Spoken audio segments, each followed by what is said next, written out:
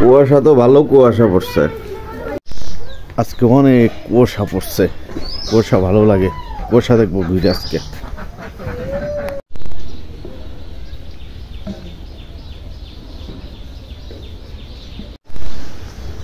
সাজি এটা হলো রসুন লাগার হচ্ছে না। মানুষ আসলে বোঝে না, নাকি বুঝেও বুঝে না, রক্ত গরম, তারপরে টাকা পয়সা হঠাৎ হইলে বা আছে ইত্যাদি। তার মানে কি, সূর্যটা দেখানোর চেষ্টা করি, দেখা যাচ্ছে কিনা। মানে কুসুমের যেরকম কালার, ঠিক সেরকম মানে সাদা হয়ে রয়েছে।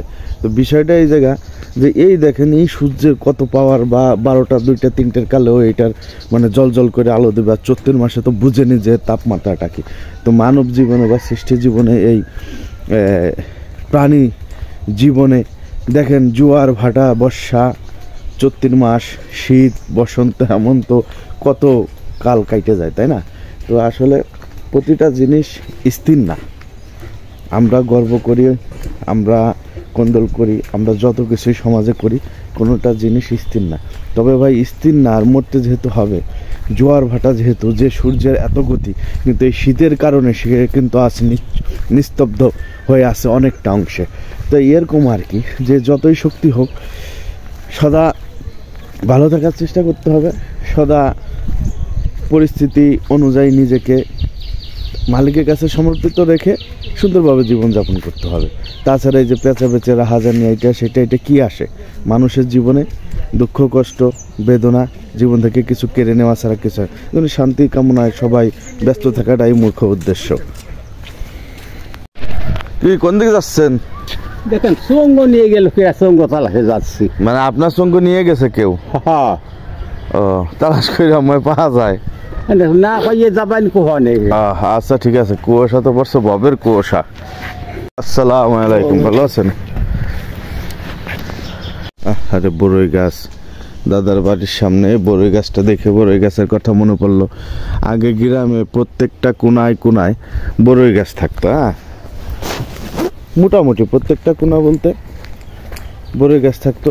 তো হয়তো কি, এই বর্ষা শেষ হওয়ার পরে বা এই মৌসুমটায় বা এই শীতের ভিতরে বড়ই ধরতো। ওই গল্প করতে করতে হাঁটি আর কথা বলি, ঠিক আছে, বিরক্ত হবেন না।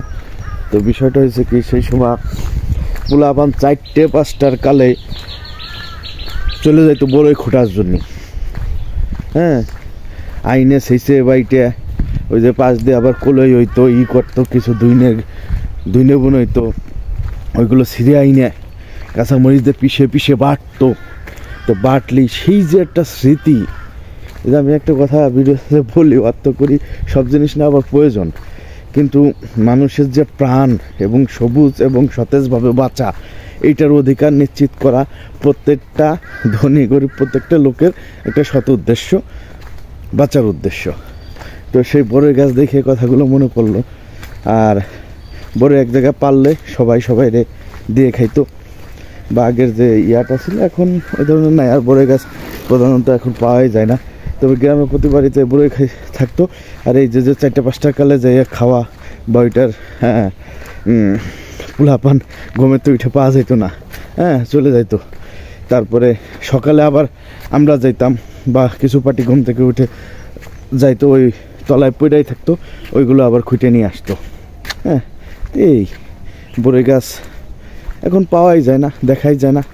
এখন সব ওই চাষাবাদের বড়ই খাতি হয় আমাকে। তো এলো অবস্থা। গল্প করতেছি, হাঁটতেছি, ব্যায়াম হয়ে যাচ্ছে, কথা হয়ে যাচ্ছে, কন্টেন্ট হয়ে যাচ্ছে। দেখেন সূর্যের কি অবস্থা উঠতেছে। আর মাঠে লোকজন কাজে ব্যস্ত, মাঠে সবাই ব্যস্ত। ইতিমধ্যে সব মানে কি বলবো, পেস লাগানো শুরু হয়ে গেছে মাঠে।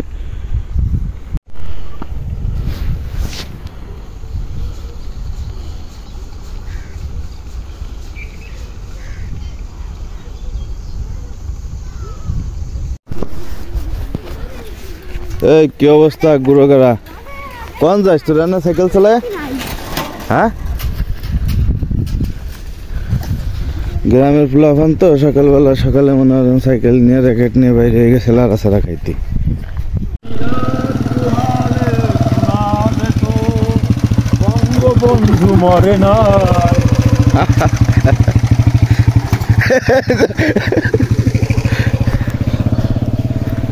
তো ভিডিওটা শেষ করতেছি। প্রশান্ত কাকা একটু আবার কাজে যাচ্ছে, ওনাকে ধান করলাম ক্যামেরায়, উনি ওনার মানে মনের উক্তি সহকারে চলে গেল। তো যাই হোক, ভালো থাকবেন সবাই।